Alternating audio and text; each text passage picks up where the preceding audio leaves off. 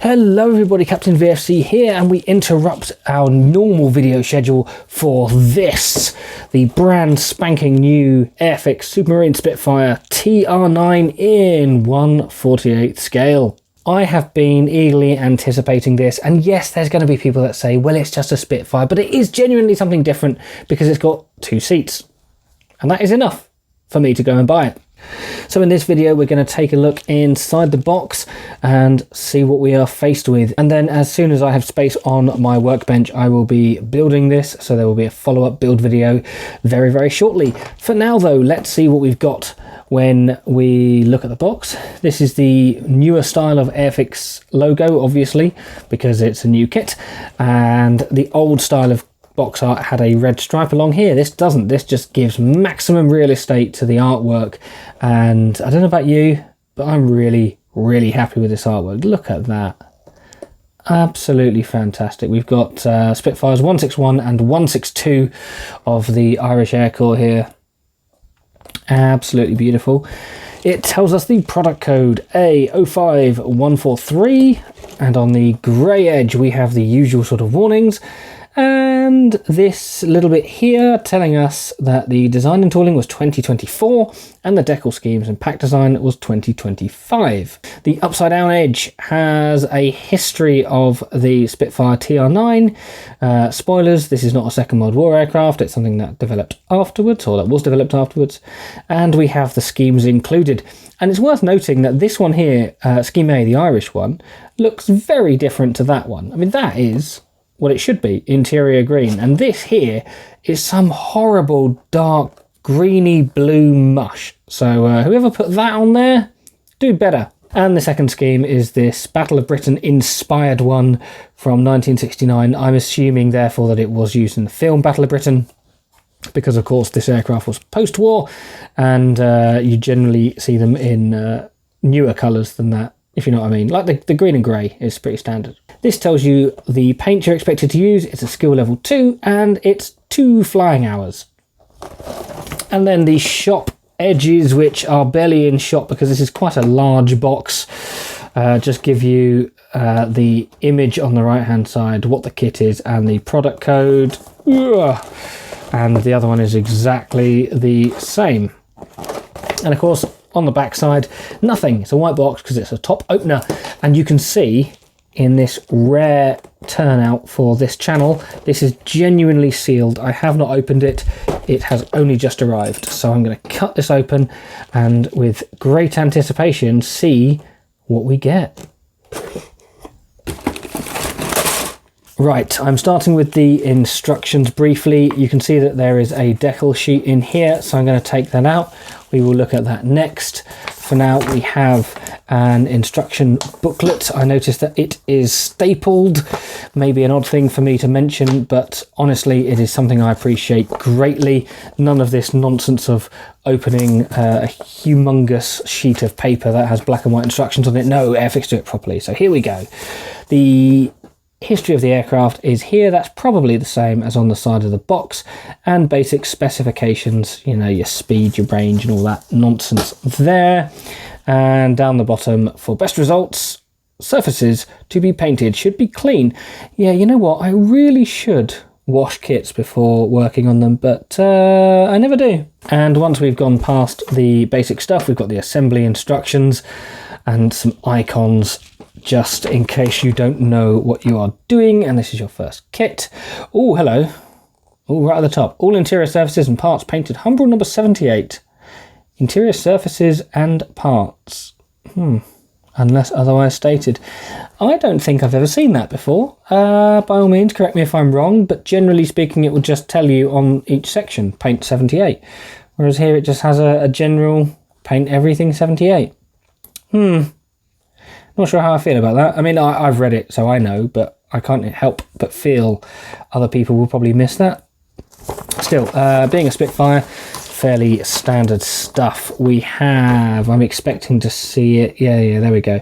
It's all built around a basic frame, which is part 8. That's the middle section. You've got the sidewall detail as shown here. The seat is in 3. Oh God, this is awful. Good Lord, stop it. The seat is in 3 pieces. No bottom cushion, of course, because that is usually the parachute of the pilot's backside, and that is all assembled down here. So page 1, 15 steps, that is all interior stuff. Is there a decal for the instrument panel? No, nothing is mentioned. So here's the other side wall. I also can't help but notice it specifically mentions chopping away bits of plastic. I don't like that. I feel that a kit should be designed so that you don't have to chop away bits of ejection points and feeds, but if Airfix say otherwise, who am I to judge?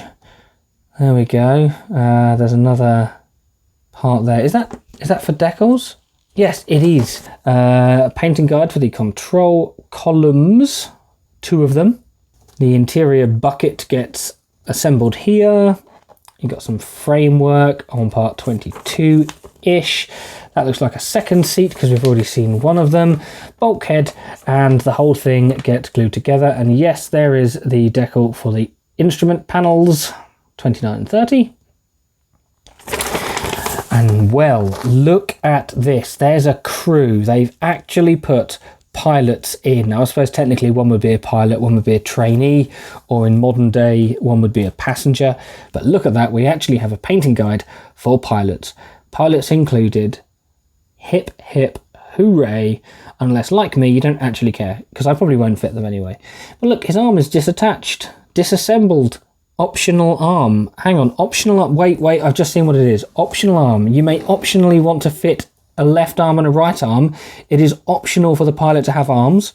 That suggests Airfix feel that you can fly this plane with no arms. And now we have something which I am going to hate. If you want to assemble the canopy as closed, you have to remove bits of the fuselage. Why? Why not just design it better, huh? This genuinely really bugs me. Your default should be canopies closed, right? You expect that that's what people are going to do, and yet you have to remove plastic for it. Well, that's grim. At least they've given you a jig. Look, jigpa and jig sub. Jigpa, jig sub, do not glue. And part 37, we have hacking bits of the fuselage off if you want the canopy open. So if you want the canopy open, you can leave that bit of plastic, but you have to cut the door. And if you want the canopy closed, you can leave the door, but you have to hack bits. So either way, there's hacking involved. Thank you, Airfix. Just what I've always wanted. A nice new model that I have to cut up. Right, we have a thing that has an arrow on it. Excellent. Very helpful. Ooh, decals on the oxygen bottles. Well, are you ever going to see that? Well, seriously, are you going to see that? I'll put them on and I'll test it. But I'd be surprised. Still, I mean, they're putting detail onto it. Why not? And finally, step 42 and 43, we're assembling the fuselage. Whoo-wee. Anyway, right, the top of the engine cover goes on and the tail assembly there. We're now halfway through, as indicated by these staples. Port assembly of radiators, starboard assembly radiators. Being a Mark 9, it has one on each wing. And then we're assembling all interior wheel well, painted either 56 or 78. Well, which one is it? Huh? Spoilers, probably 56 if you're being historically accurate, 78 if you're representing a modern aircraft. But which one is it? Huh? Tell me. And the wheel well there. Clear part, don't forget to put that in. Number of times I've forgotten. And finally, step 58, we are assembling the plane.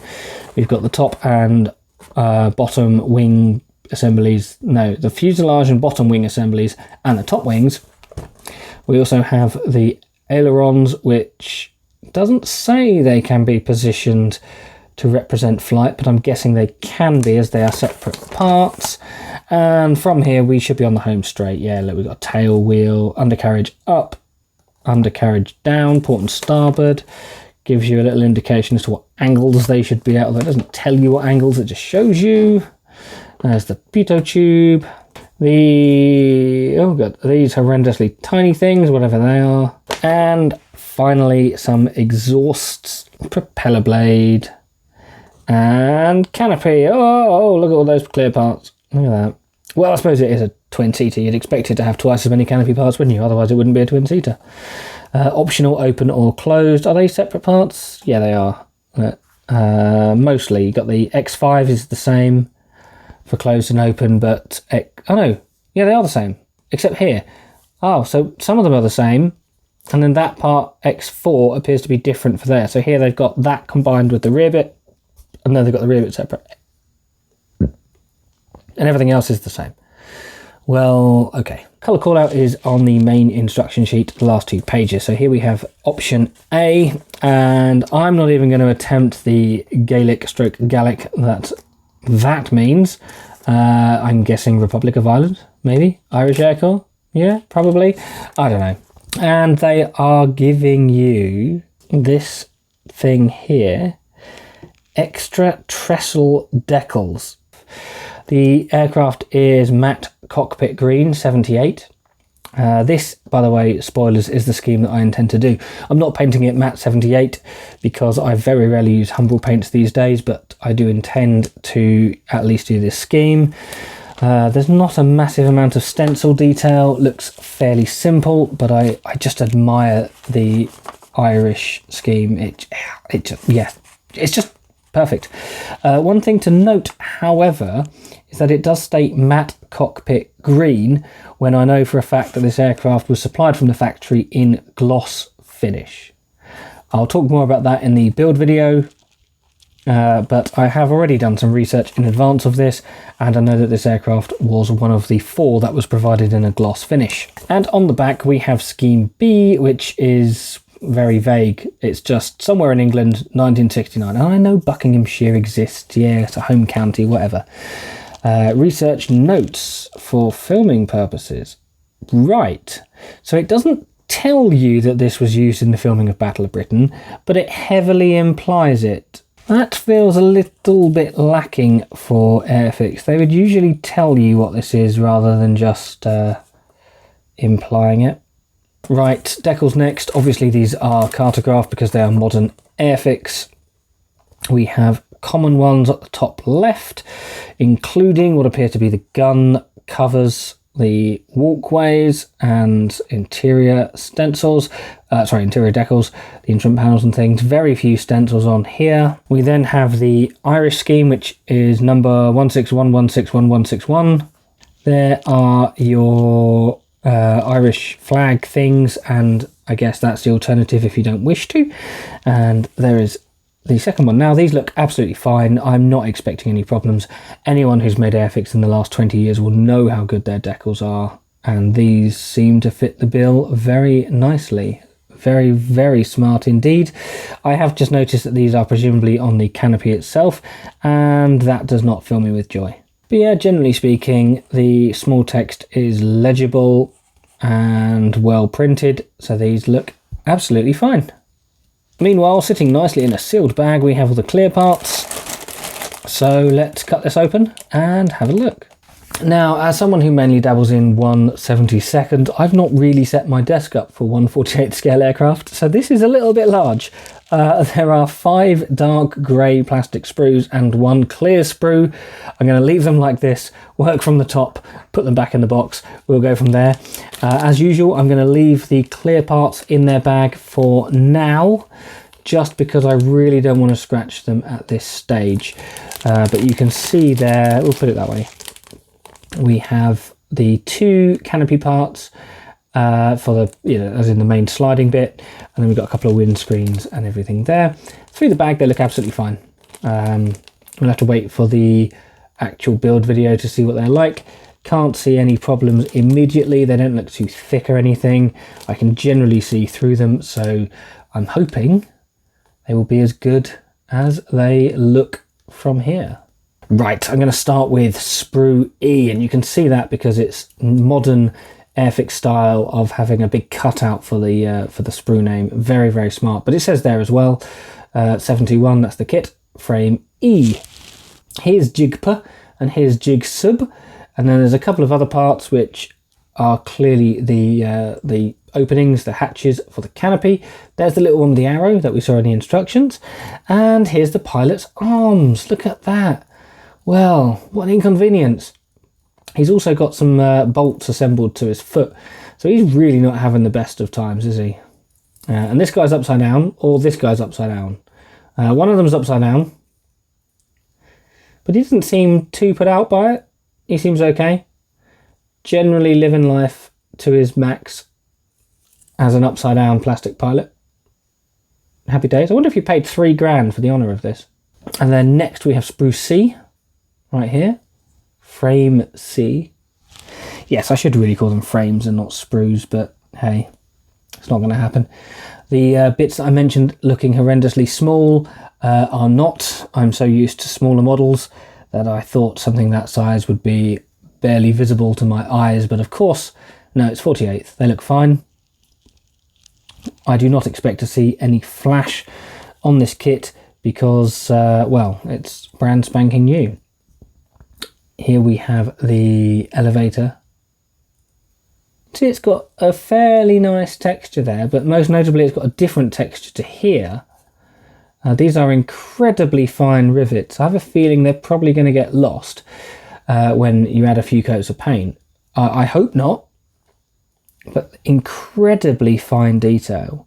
And again, here, look at that. Look at the rivets. Very, very smart.